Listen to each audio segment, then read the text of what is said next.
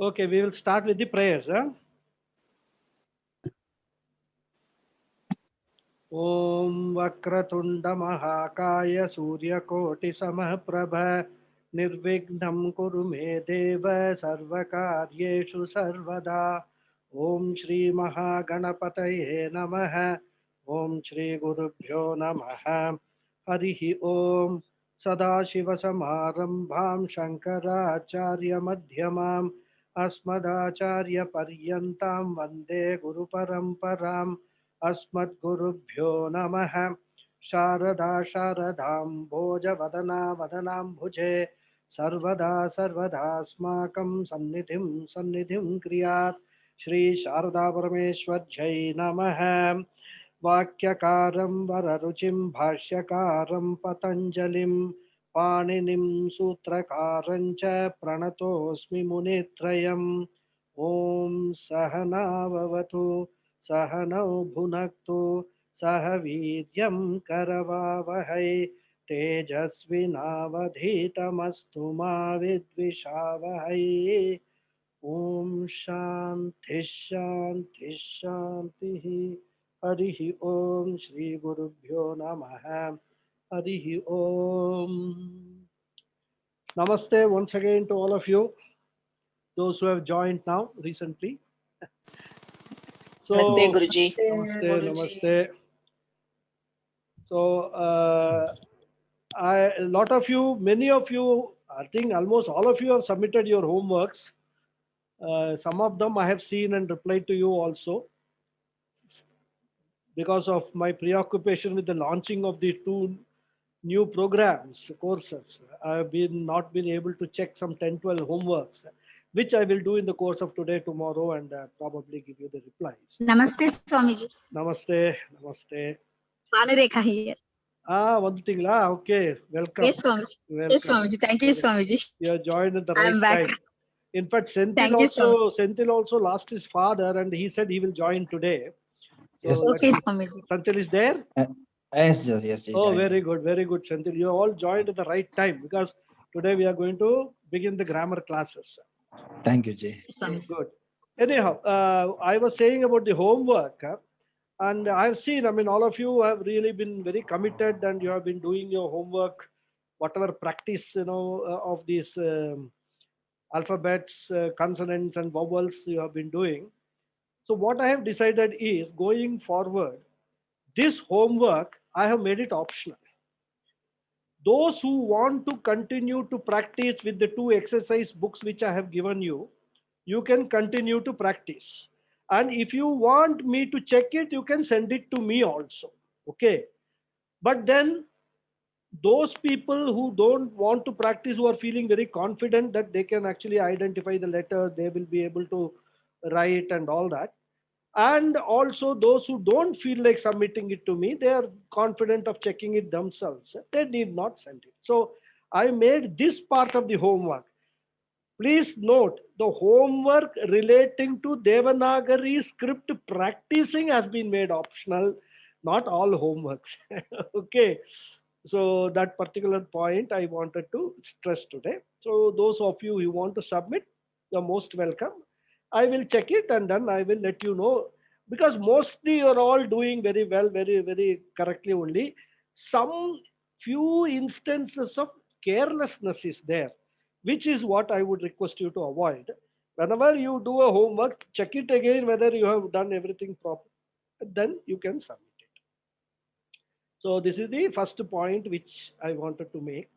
And with that concession being given, the honeymoon period is over so far as these classes are concerned. Okay.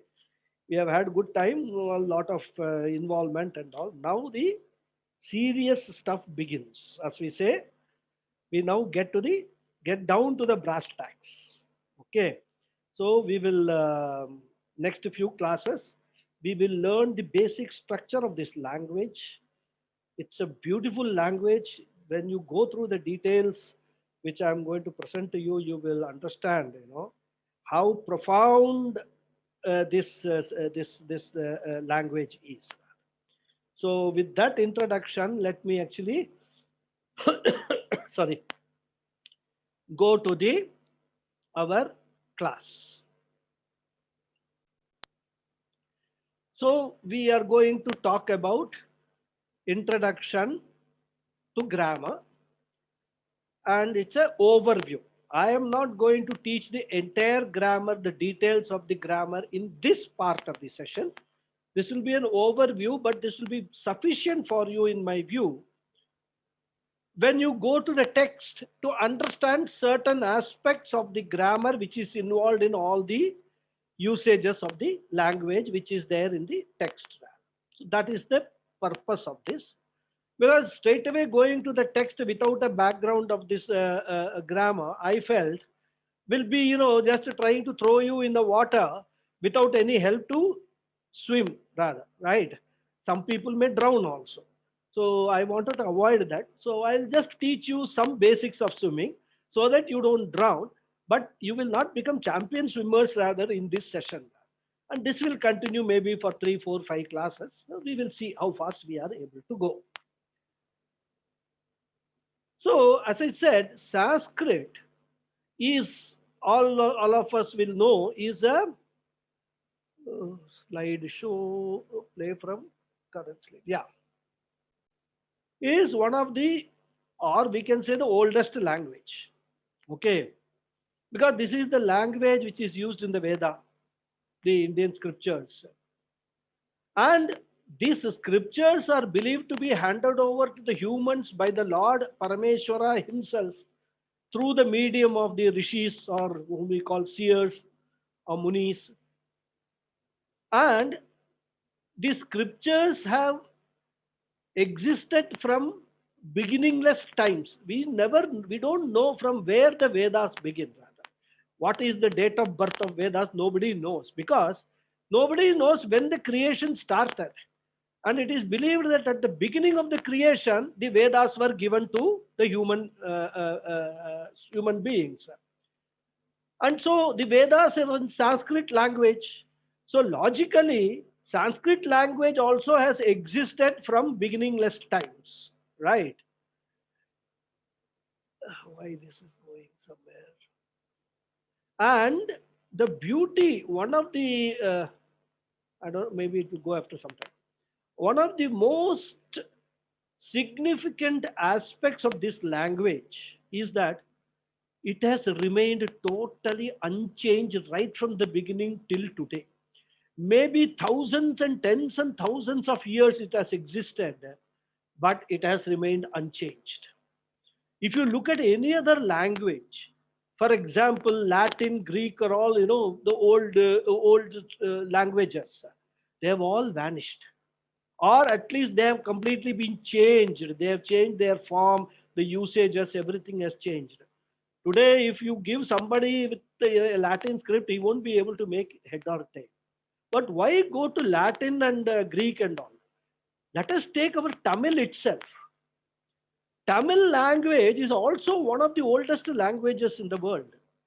But the Tamil which was practiced during 3 to 3,000 years ago is no longer the Tamil which is existing today. If I know Tamil very well because I have studied Tamil in college. But if I have to today read some of the Tamil, classic scriptures like, Periya Puranam and Jivaga Sindhamani and all that, I won't be able to make out without some guidance what exactly those words mean. So I have to, the grammar of Tamil, even though remains the same, but in usage, the language has undergone a lot of changes, right? But Sanskrit is one language right from Vedic times till today remains unchanged. And if you master the grammar of this language, you can read the Veda mantras and understand their meanings. Of course, I should qualify this. You must understand the meanings through a qualified teacher, because Veda mantras are all very cryptic mantras. What they say literally may differ from what they imply, rather.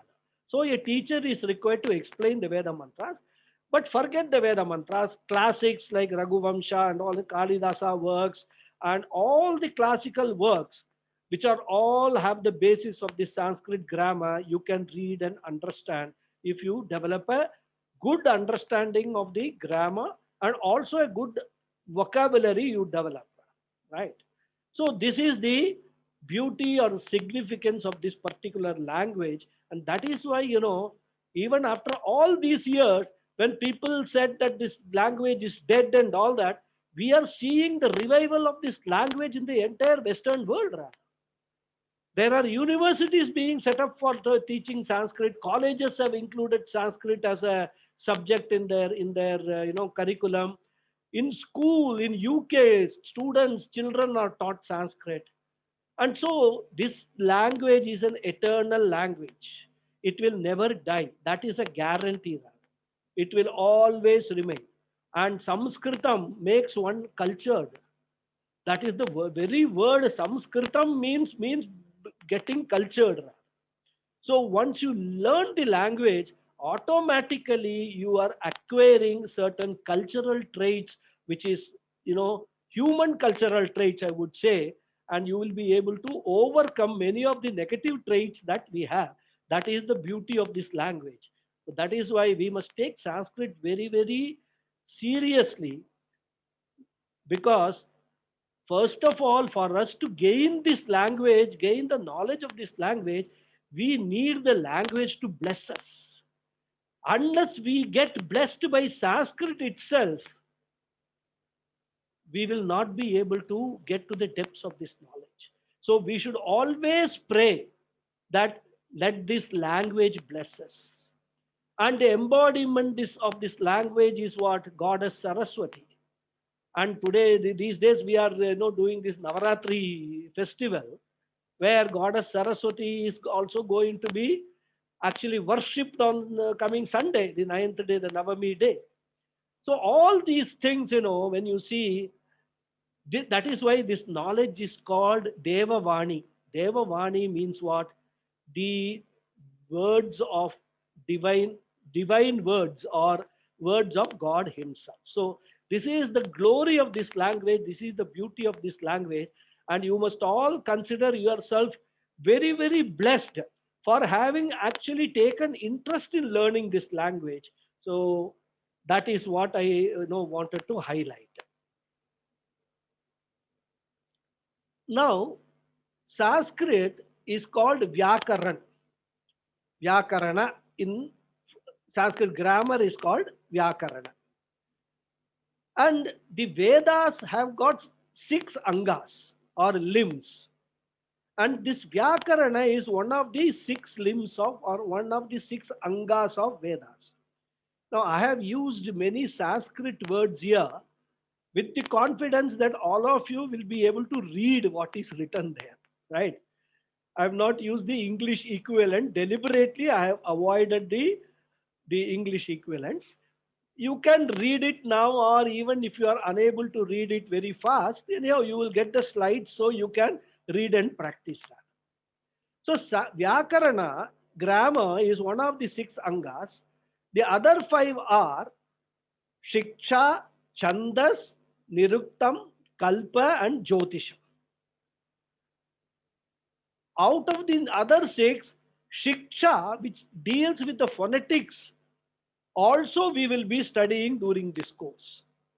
Chandas, Niruktam and all we won't study, because that is not, that you have to study only when you have to, compose verses and all. I don't think we can, think of it. Jyotisham is again another very important aspect of the Vedas, Jyotisha Shastra. So that is a separate study itself, right?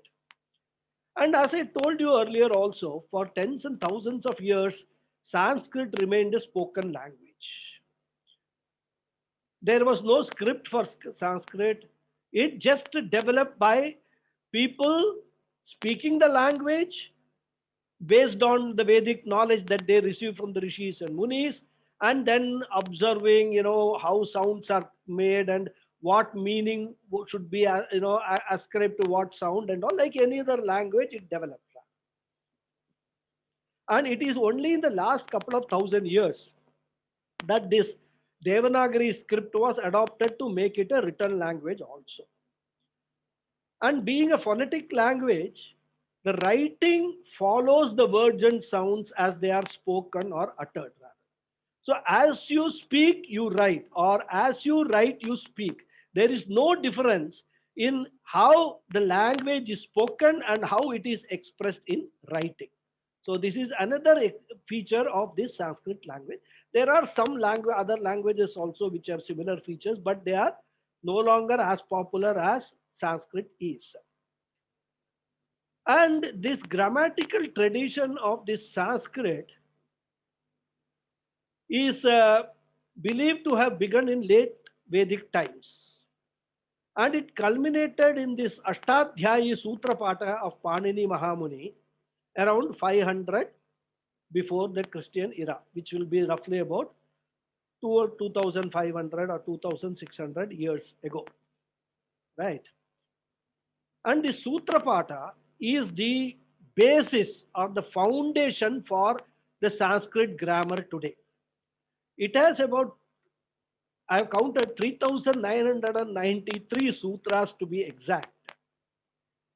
And it is said that actually Panini, who is the author of the Sutra Pata, wrote about 8,000 sutras, covering all the various aspects of the Sanskrit grammar. But 4,000 of them, they were rejected by other grammarians, either for being irrelevant or redundant. So that shows another thing, whatever work we do, those times at least, they used to be scrutinized very carefully by other people who are also experts in that particular field. And your work will either be accepted or rejected based upon the consensus which they arrive at. So even though Panini we all worship, he is the author of the Sutra Pata, 50% of his work was thrown to the dustbin, right? And 4,000 were accepted, and they were made, formally accepted, and that is the Sutra Pata that we have got today, rather, and on the basis of which the entire Sanskrit grammar is studied by us. And this also shows that there were other scholarly grammarians before Panini, and in fact, he himself acknowledges their contribution in the Ashtadhyayi Sutra Pata. Ashtadhyayi means 8 chapters, right? It is in sutra form. All the grammar rules are in sutra form. Sutra means very cryptic statements, what we call in English as aphorisms. By reading the sutra, you will not be able to understand anything about what is being said. And so you require somebody to explain the sutras to you. They are all very, very pithy statements, rather, the sutras, right? So they are divided into 8 chapters. He has adopted a certain methodology of division, rather. And then each chapter is divided into 4 sections, rather. So in all 8 into 4, you have got 32 sections in that. And they are all, each section also has got a certain subject matter. Even though you will find when you go through the Sutra Pata that there are some overlaps in so far as the topics are concerned. So one has to, if you want to study one particular topic, one may have to refer to 2-3 sections in the Sutra Pata to know the entire grammar involved in a particular topic. So these are all, when you study the Sutra Ashtadhyayi, you will come across all these complications. I will not scare you with all those things now. So as I said, these Panini sutras were in very pithy statements, rather. So after about a century after Panini, that is around 400 BCE, a person named Katyayana, he composed the Vartikas. Vartikas means explanation on the sutras of Panini. And he is called Vakyakara also, because Vakyam, he wrote the Panini Sutras which were in sutra form into sentences, explaining them in proper sentences in Vakyas. And he was also known as Vararuchi. Okay, his name was Vararuchi, rather. So Vakyakara, Katyayana, Vararuchi, all names were given to the same person. Then, after about 3 centuries after Panini, another great rishi called Patanjali. Mind you, this is not the Patanjali of Yoga Sutra. That Patanjali is different, this Patanjali is different. This Patanjali, he wrote a Mahabhashya. Mahabhashya means a great commentary on the Ashtadhyayi and the Vartikas. Because Panini Sutras, obviously, nobody could understand by just reading the Sutras. So it had to be explained, and that explanation came 100 years later through these Vartikas of Vararuchi. But even Vartikas of Vararuchi required a more detailed explanation. So Patanjali stepped in and he wrote this Mahabhashyam, which is a great commentary on the Ashtadhyayi, and he took both the Ashtadhyayi, Vartikas and explained each one of them, each one of the sutras he explained rather. Mahabhashya. And because of these three ancient Sanskrit grammarians, this grammar is called Trimuni Vyakarana. And that is why we begin the class by offering our prayers to these three grammarians. Vakyakaram Vararuchim Bhashyakaram Patanjalim Paninim Sutrakarancha Pranatosmi Munitrayam. Munitrayam means the three munis, the three grammarians, right? Of course, subsequently, numerous scholars have written more and more commentaries on the Sutra Pata. Today, we have got commentaries in Hindi also, rather, and there are short commentaries. Because people found that it is very difficult to read to study all the 4,000 Panini Sutras. It will take a long, it will take long time, maybe 7 years, 10 years to completely study all this and understand.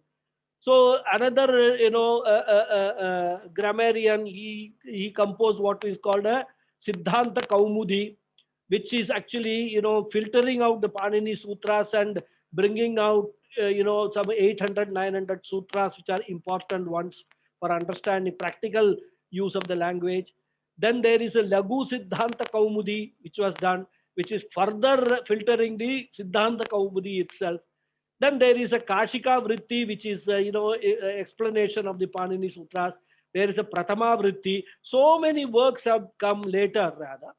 Some of them are in Sanskrit itself, but some of them have got Hindi translations also rather. So this is what is the background between behind the grammar on Panini Sutras. And these grammar rules developed by Panini Mahamuni, they are very highly evolved. And as I mentioned in the first introductory class, he has developed a meta language to compose the sutras. In fact, if you read the sutras, they just read like a computer program.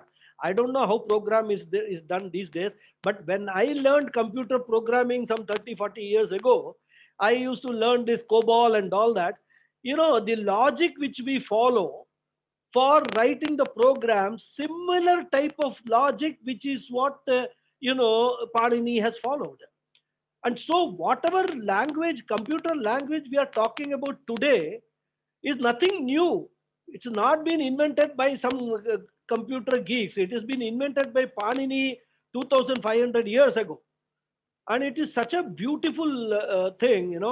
He has given the rules, regulations involved in the construction of the words and sentences, but also in sufficient detail, he deals with the exception to the rules also. What is called Utsarga. Utsarga means rules and Apavada means exceptions. So Utsarga, Apavada. So when you read Panini Sutra, you must identify which is the Utsarga, which is the Apavada, which is a rule and which is the exception to the rule which he is talking about. And this feature we seldom find in the grammar works of other languages, right? Mostly he has covered all the rules and exceptions. And so what we will be studying is the grammar based on the sutras, But we will not be studying the Ashtadhyayi Sutra Patha itself in this course. Because as I said, that is a separate course by itself and that is going to take a long time. We studied in the Gurukulam this Ashtadhyayi for a period of almost more than 3 years, and let me tell you, we could not cover even 650 sutras in that. And we were taught by our gurus what is most important. Many chapters were like, for example, sutras relating to Vedic scriptures and all, Chandasa Prayoga and all, they were all left out because they were not relevant for Vedanta. Right? So, what I'm saying is, it's a very evolved and involved study one has to do for this Panini Sutras. But those who have got interest in that and those who have the time and commitment, there are people who are experts in Panini Sutra. In fact, 4,000 sutras people have memorized and they can just repeat like they are, saying some shloka. I have seen one such person who visited us in one of our classes. Rather.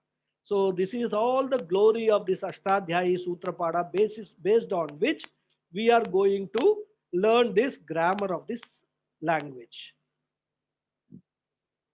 Now, before learning anything, first we need to get an idea of the building blocks.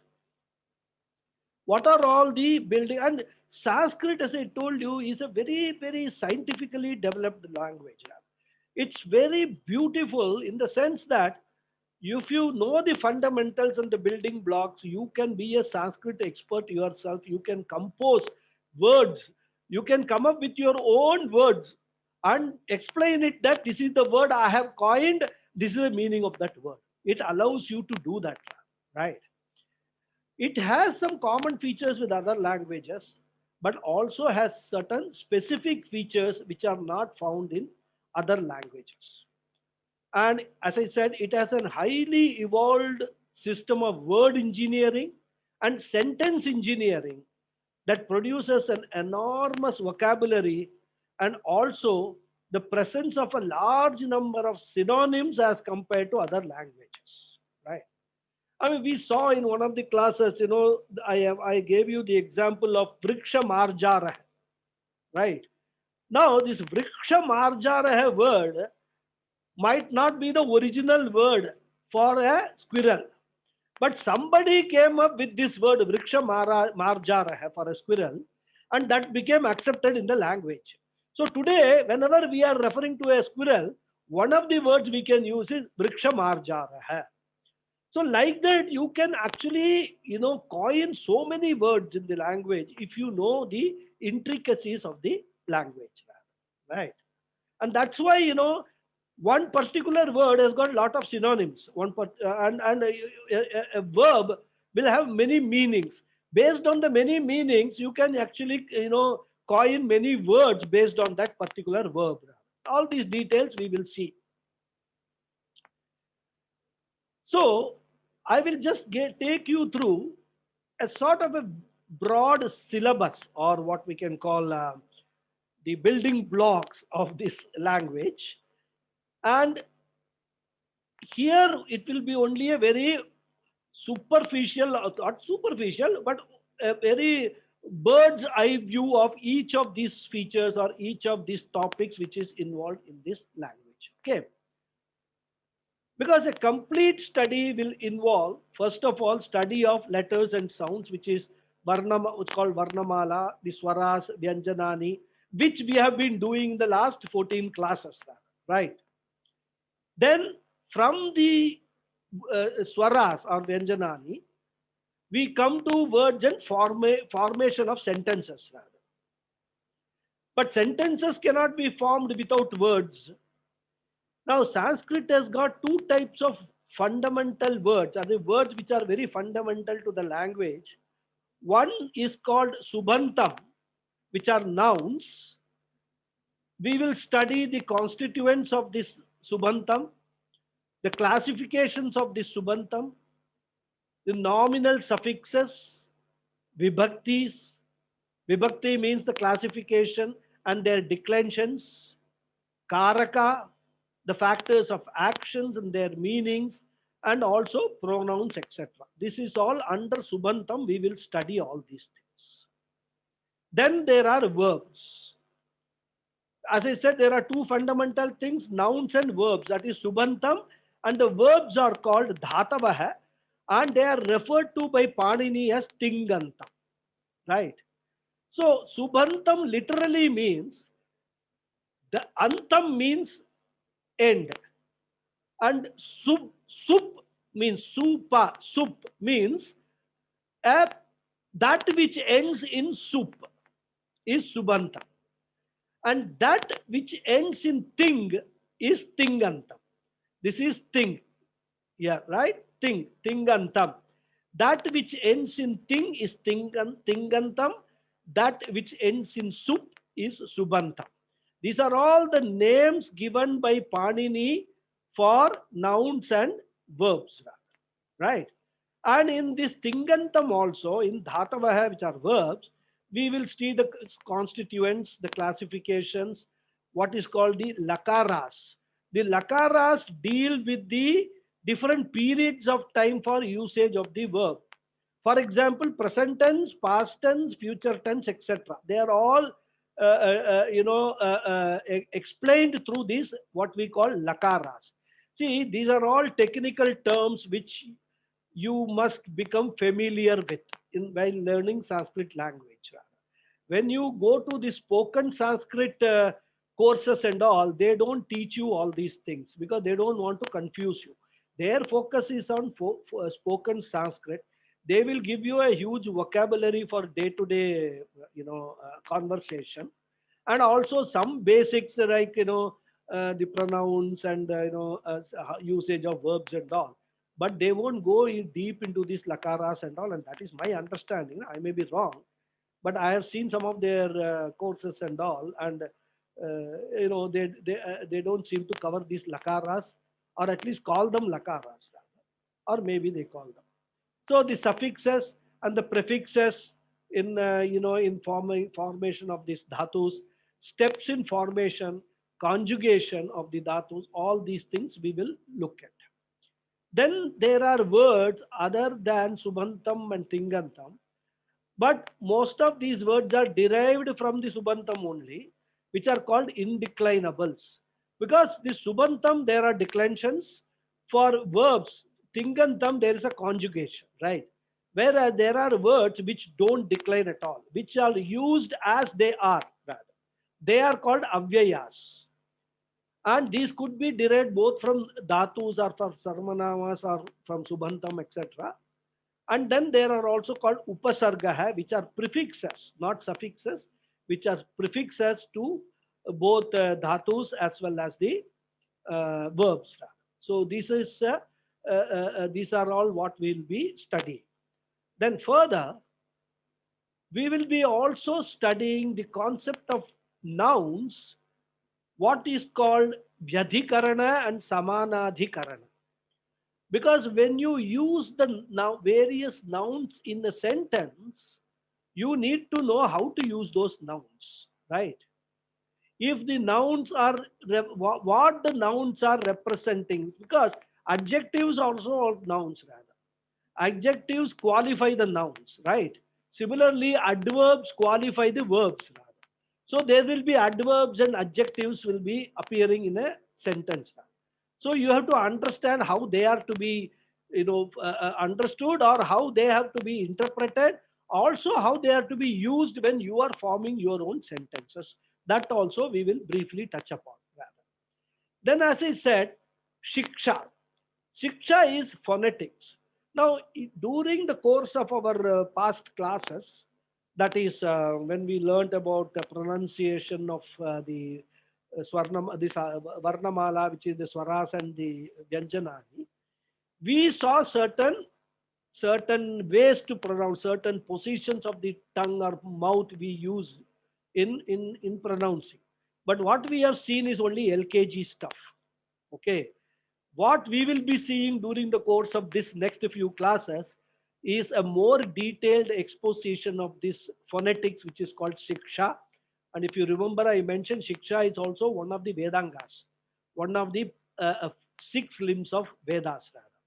So they deal with sthanani, which is the place of pronunciation, prayatna hai, which means the effort that you put in for pronouncing a particular word, how much effort in how you should keep your mouth half open, half closed. All these things, very detailed, exposition is there in the language. So beautiful. Then savarnas. Savarnas means those sounds which sound similar. Then there is a concept of gunaha and vriddhi, which all we will see. They are all special rules relating to certain pronunciations. Then that's called jivha mulya, jivha mulya and upadmaniya. How to pronounce certain words, certain letters, if they are following a visarga and all those things, we will see rather. Or if they are or how a consonant which follows a visarga is to be pronounced, how vowel which follows a visarga is to be pronounced. All those rules we will see. And then we will also see what is called Maheshwara Sutrani. Now, this Maheshwara Sutrani is supposed to have been or believed to be given by Lord Maheshwara, Parameshwara himself to Panini. He revealed these sounds to Panini. And Panini's entire Ashtadhyayi is based upon this Maheshwara Sutrani. There are 14 sutras dealing with the sounds. We will study those sutras also. They are very simple. In fact, those who are all doing this upakarma every year, many of you men folk must be doing it. You say this Maheshwara Sutrani during that upakarma without realizing that it is Maheshwara Sutrani. Some may be knowing it also rather. So this also we will see during the course of this first round of this Sanskrit grammar learning rather. Then there is one very beautiful aspect called Sandhihi. Sandhihi means a phonetic change when two sounds meet. For example, a and e, when they meet in a sentence, that is a word ending with a and another word starting with e, immediately starting with e. When they meet together, what is the sound that is to be produced? So these are all they are called sandhis rather, and there are many rules relating to sandhis rather. So their basic concepts, the types of the sandhis, where to apply, all these things we will study during this particular course. Or first we will study them in brief, like a headline. Whenever we listen to the news, what they say, first they start with headlines and then they will say now the detailed news. News first there's a news in brief and then detailed news.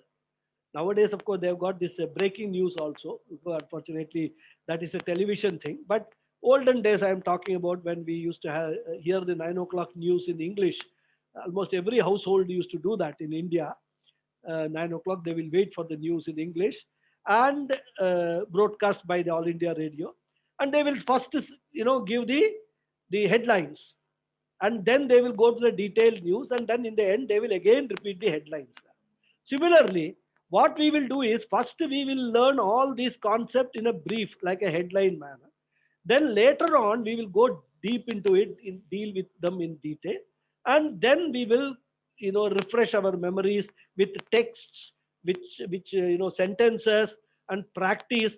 Even if we are able to develop a very good understanding, we can take up, text like Bhagavad Gita or any other text and try to analyze the grammar portion or grammar aspects of the particular verses and all that.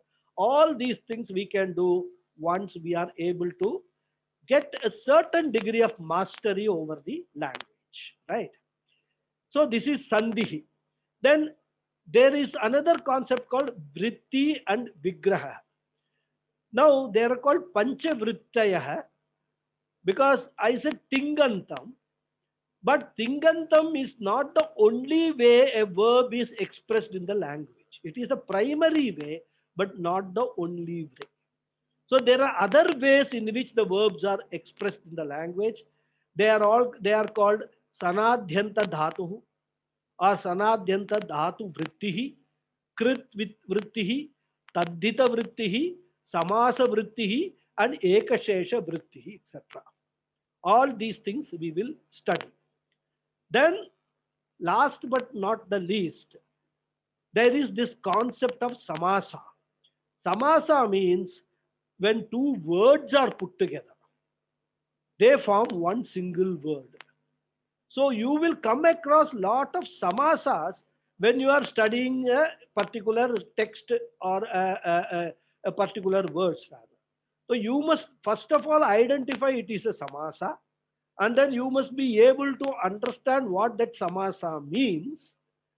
So we will read, we will study the basic concept of the samasas, what are the different types of samasas which are there, and the process of making these samasas, and the steps involved in understanding the samasas. All these things we will read, and these samasas have got vigraha. Vigraha means a sentence which explains the samasa. So those also we will get exposed to during the course of this study. So this is what broadly is a course of study of contained in the Panini Sutras. Of course, as I said, this is approach is a practical approach. I have not gone into many other aspects, or I don't intend going into many other aspects of Panini Sutras. But this, if we do this, we can be sure that you have a very you can be confident that you have a good hold over the language, and then you can practice studying or reading texts and all in this language in a very comfortable way without referring to the dictionary too many times. You will have to, of course, refer to the dictionary. So so that's why all these topics need to be studied for a very good understanding of the language. Okay. So now, as I said, in the first round, what we will do is we will understand this concept at a very broad level, and this will familiarize us with each of these topics. Then we will enter the textbook infant reader, which I talked about right in the beginning of the course, and learn the application of this concept, or at least some of these concepts, through the text rather, because infant reader may not go into great detail into all the aspects which I have talked about, all the 10 aspects, but they will certainly be, at least for purposes of the tingantam, subantam, and also in declinables, abhyayas, and all that, we can identify them. And during the course of each of those topics, that is each of those chapters which we go through, wherever relevant, we will understand in more detail each of these topics. If they are involved, we will understand them in more details rather. For example, declensions and conjugations and all of verb, conjugation of verbs, declensions of subantam and all that, we will continue to understand with more examples and exercises rather. So the final call is there. We are all seated now in our seats. The doors are shut, so let us put on our seat belts. Put all your mobile phones on airplane mode. Close the tray tables and be ready for takeoff. Okay, that's it. Now your focus is not anymore honeymoon, it is real samsara coming. Okay, right. So language, as we know, is a means of communication, right? And one method of communication involves speech. It need not necessarily involve speech, but one method is speech is involved. And speech involves what? Sentences. That is called vakyam or vakyani. So sentence is a group of words which makes a complete sense and which conveys some meanings. So these are two important aspects of sentences. It should, first of all, it's a group of words formed put together. One second. And the second important feature of a sentence is It should convey some meaning, some sense it should complain. It can't be some gibberish that you say something and then nobody is able to make out what you are saying. And a word in Sanskrit is called a padam, and in plural it is called a padani, right? So a vakyam, a sentence, consists of a word, padam, or words, padani, which are meaningful. So this much is all very simple, basic, we all know about it. But when we start a study, better to remind ourselves that this is what a padam, padani means. The idea is more to expose you all to all these Sanskrit vocabulary, which we'll be seeing more and more as we go forward, right? Padam, padani, and all that.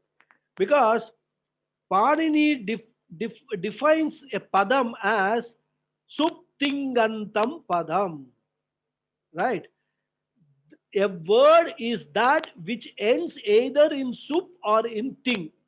So sup ting antam padam is the definition of Panini for this padam, the word padam. Padam means a word. Okay, both ways.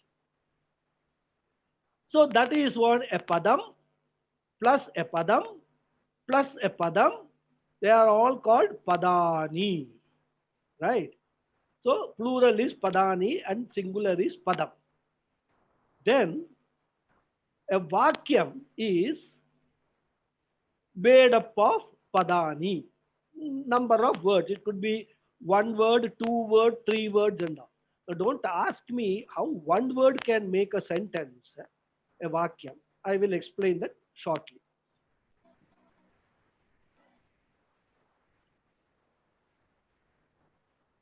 So in Sanskrit, a sentence can be formed with one word, padam, or a number of words, padani.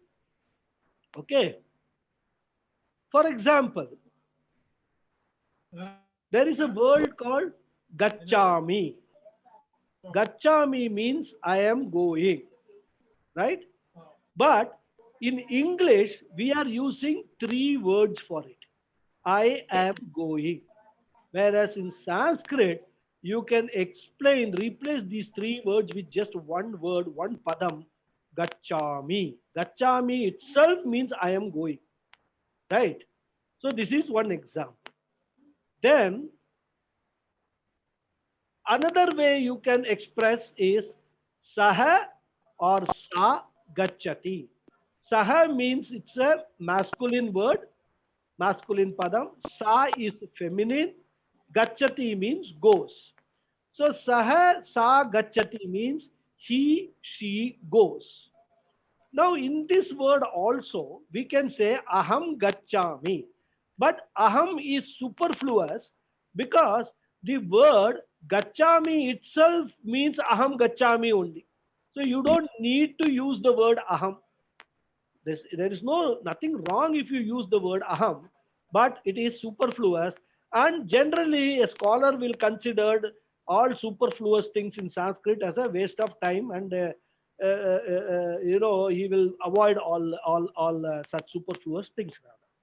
Whereas when you say gachati, it refers to a third person, but then the third person needs to be qualified. You don't know whether it is a he or she who is going.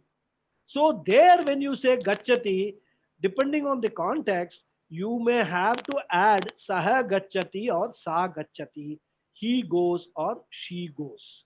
So this is the second way of expressing a or making a sentence in Sanskrit. So one word sentence, and here we have got two word sentence, right? And then the third one, they all go. When you say they all go, it is gachanti itself means that they all go, they all, that is a plural form of goes, right? That is many people are going. But if you want to say all of them are going, then you use the word te sarve gachanti. Te means they, sarve all, gachanti go. So they sarve gachanti, they all go. So as I said, sentences can be formed with one word, Not all of them, many sentences, or two words or a number of words you can form sentences in the Sanskrit language rather. And the uniqueness, as I said, is the second and third also can be expressed in a single word. So if you are in the context, if you are saying that referring to a particular person to tell somebody that that person is going, you have already talked about that person. Then you say, where is he? Gachati. You can show Gachati means there he goes, right? Or she goes. So similarly, Gachanti also you can, person you Gachanti means lot of people are involved and it's a plural form, so many people are going. So that is Gachanti. So this is the uniqueness of this language. You can actually form a sentence with a single word also. Okay. So as I said, in the language there are only fundamentally two types of words. A verb which is Tingantam Padam, literally may mean a word ending with ting suffix. Ting antam means a verb which takes a ting suffix. We will see what is ting and all. Huh? Don't get worried now. And subantam means word ending with a sup suffix. So tingantam and subhantam, these are the two fundamental types of words in the language. But as we have seen, there are others, indeclinables and all that, they are all there. But as I said, Parini describes or defines a word, a padam, as suptingantam padam. That's how he describes. Now let's see an example. In the sentence, Ramaha vanam gacchati. This means Ram, a person named Ramaha, gacchati is going, vanam, to a forest. This is the meaning of this sentence, Ramaha vanam gacchati. So whenever we are actually seeing a sentence, the way to understand the sentence is first to locate it tinganta, the verb which is there. You have to learn to locate the verb. What is that sentence wants to convey? And because all sentences convey some action. So first, if we identify the verb and know what action is being talked about, then understanding the sentence becomes relatively very easy. So gachati is the verb here, the action word. Gachati means goes, and it is the verb or action word. Then Ramaha is the name of the person who is going, right? So Ramaha and Vanam both are nouns. So Gachati is a Tingantam. You see the T here? That is the first part of the Ting. Okay. Gachati is Tingantam and Ramaha is the first part. This Visarga is replacement for is. Is with Sakara, which is the first letter in Sup. Right? You see the Sup, first letter is Sakara. That Sakara replaces this, Sakara is replaced with this Visarga. Those rules are there. We will deal with all those rules later. So Ramas becomes Ramaha.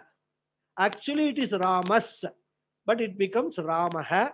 So this Ramaha is a Subantam, and Vanam is also a Subantam. We will see how Vanam becomes, it is not the Sakara, right? It is another one. So, because that Sup contains 21 suffixes. Sup is a short form of 21 suffixes. We'll all see the details, okay? Maybe in the next class. So, Vanam means to the forest. Vanam itself means to the forest. They are the nouns rather. So, Ramaha Vanam Gacchati means Rama is going to the forest. This is the meaning of this particular word. So whenever you are identify or when you are studying a particular sentence, you first identify a verb, then you identify the nouns, and then you identify all other forms which are there, adjectives, adverbs, indeclinables, all those things which are there, you identify all of them. This is a very simple sentence example that I have given for you to understand how the sentences are to be read and understood in the language. Okay. So let me see whether I want to. Okay, we will complete this slide also.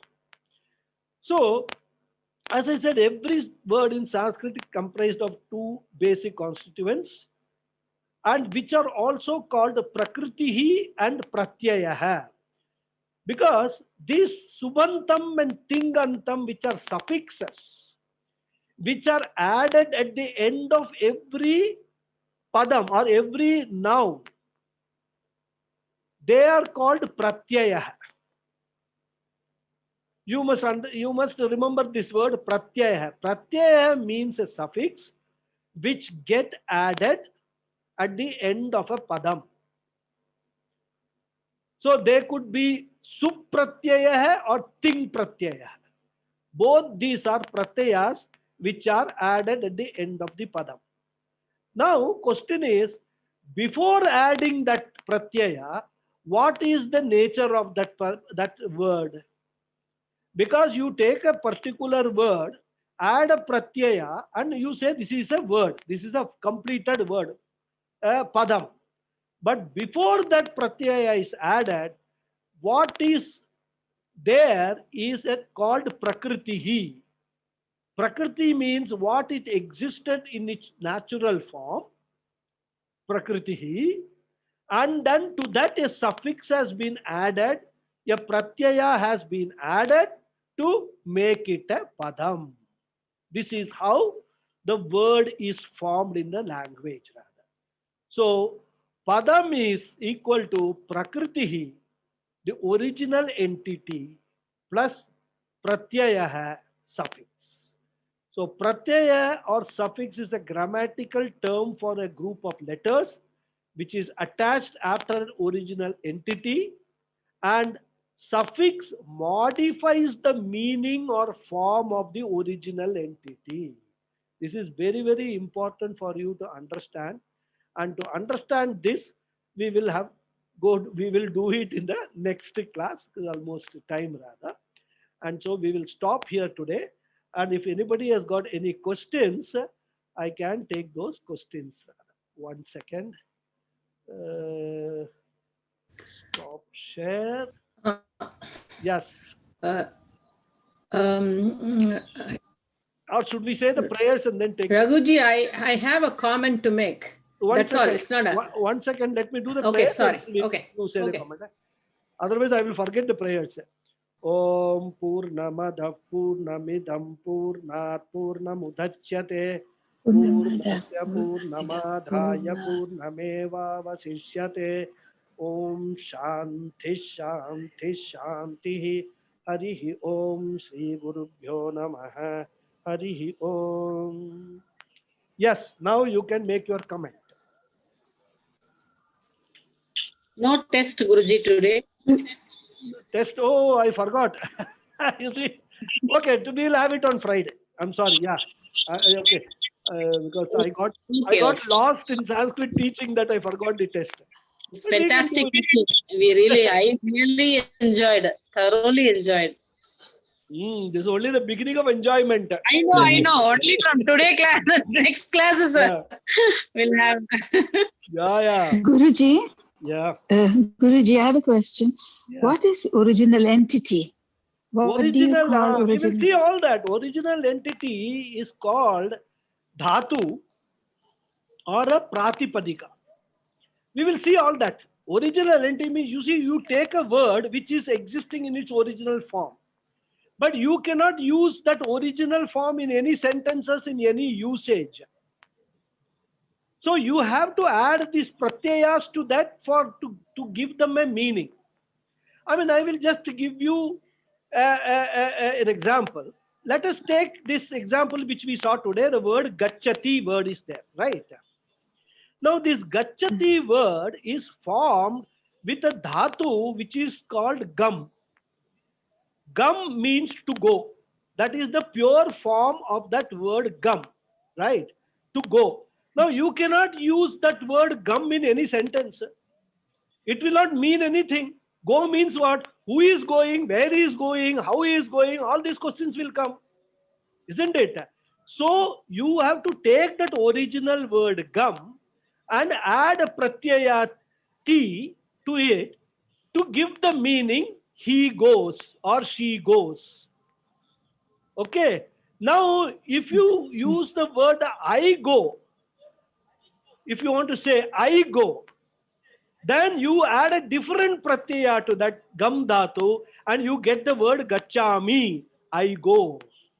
So the gum remains the same, but you change the pratyayas, different pratyayas to give you different meanings of the same word gum. That is the beauty of the language. So if you got a word gachati, if you understand what it is, and if you want to express some other meaning, you remove that pratyaya which says he or she goes, add different pratyaya, and then you the whole meaning of that word changes rather. That is how, the word engineering in this language is mind boggling. You can make any word of yourself if you know all the pratyayas, if you know all the both the tingantam and subantam. If you have got mastery over it, you can form, and there are about 2000 odd verbs in the language. If you know all the 2000 words and their meanings, you can make your own dictionary, you can own language. Language means you can invent or coin new words in the language. It's a beauty. So it's all plug and play business. You take one aspect, plug something, one meaning, remove it, plug something else, another meaning, remove it, plug a third thing, another meaning. Now this is not only suffixes I have talked about. There are upasargas. Upasargas mean the ones which come before, prefixes. So you plug the suffix and then you plug a prefix, the whole meaning will change rather. So if you know all these engineering technicalities, how to do this, you will become a Sanskrit engineer rather, a very qualified Sanskrit engineer. That is the beauty of this language. So Thank you. in a vakyam, the what you call the subandam, like for example, Ramaha gachati. So here tingandam is the suffix added in a thing, and the padam, that is the first word will be usually subandam, right? Not necessarily. Am I right? No. Not necessarily. No, don't jump, because in Sanskrit, another unique thing which I have not talked about today is there is no order in which you need to necessarily put the words. You can put the words in any order, meaning will not change. Okay, I see. Okay. See, Ramaha vanam gachati word is. For example, in English, but suppose dhatu has the end, right? Dhatu, see, all that you have to do is a dhatu, you should identify. Every sentence will have a dhatu. It has to have a dhatu. But sometimes the dhatu is implied in a word also. That is all those, finer points we will see later. Now, any sentence you take, it has to have a dhatu and it will have nouns also. Correct? Nouns and, subject, predicate, as we say, nouns and verbs all make sentences. But I'll give you an example. In English, when we say, or Rama is going to the forest, right? Can you say forest going Rama? Will it be a correct sentence in English? No. It will not be. No. So you have to start with the subject Rama. Rama is going to the forest. This is how you express in English, right? But in Sanskrit, you can say Ramaha vanam gachati. Vanam gachati Ramaha. Gachati Ramaha vanam. Gachati vanam Ramaha. You can say it in any way, the meaning will not change. And the form will not change. You can put it anywhere. Oh, That's the beauty. See, I mean, I don't want to teach the entire Sanskrit in one class. Then next class, nobody will come. But it's good. You ask the question, whatever I feel reasonably okay to tell you now, Yes, I will okay. certainly tell you, so that you must not continue to have the doubts in your mind. But there is Okay, a lot. okay, I that's mean, it. this Thank you. I language- just wanted to know. yeah. So here in language, in Sanskrit, all that you should worry in a sentence, what is the noun, what is the verb? That's all. And then don't worry where they are placed and all. It has no relevance at all. So you will find நீங்க all. அந்த தன்யவாதங்கள். ராமாக்கு பதில் கச்சத்திய மட்டும் வச்சுட்டு you can add change சொல்றீங்க இல்லையா? அப்ப அஜஹ கச்சதி அப்படினாலும் it is a correct தானே? Gachati means why not Rama? Sita Gachati. Sita Vanam Gachati. அஜஹ கச்சதி நேம் இல்லாம Ajaha she or he Gachati. இல்லாம Ajaha when a goat is going. This is goat. Gachati Ajaha. Also a correct way of saying it. That is why the Sanskrit But language. is it used? In all, you see this. But do they use it in sentences in the textbook? Not in the textbook. Do they use it as a sentence in the This text? is very useful for verses. This kind of Okay, I see. expression Okay. is very useful when you read poetry and all that, because Sanskrit is a poetry language. Oh. Basically, Yes, everything was yes. poetic only in the language. இதெல்லாம் நமக்கு poetry பத்தி Shakespeare எல்லாம் படிச்சுட்டு ஷேக்ஸ்பியர்ங்கறன Milton எல்லாம் படிச்சுட்டு எல்லாம் poetry எல்லாம் மறந்து போயிடுச்சு. We have forgotten the Sanskrit. மறந்தாச்சு. But Sanskrit, basically, if you see all Adi Shankaracharya's works, they are all poetic works only. All Vedanta works poetic. Yes. All Ramayana, Mahabharata, all poetry only. They are all verses, slokas. So that language is basically meant for that. Prose is a byproduct of the whole thing, because people could not do poetry. They I see. came to prose, easier form. Poetry you can memorize, prose you cannot memorize. That is the beauty. That is why the entire language, all works in the language, people used to memorize because they were in poetry form, meter form.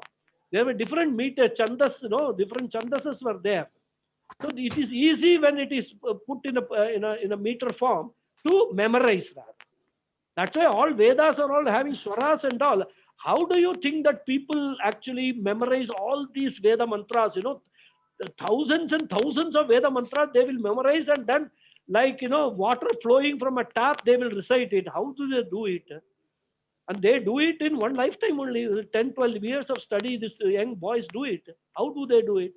Because the mantras are constructed in such a way with swaras and meters that it is easy for the human intellect to memorize them. And that is why this language is the backbone of that entire thing. Without this language, you cannot be able to memorize all these things. So a lot of things. I can give you a big lecture on the glories of Sanskrit language, but that's not our intention here. But it's really once you get into it, it's really wonderful. It's really wonderful. Okay. Dhanyavadaha. Thank you so much, Raghuji. Yeah, we will have more such classes. Yeah, we will get more into and more more clear details. the way you teach. Excellent Thank you, introduction, Guruji. Guruji. Thank you very much. Yeah, any Thank you, doubt Guruji. anybody has Thank got, you, please? sir.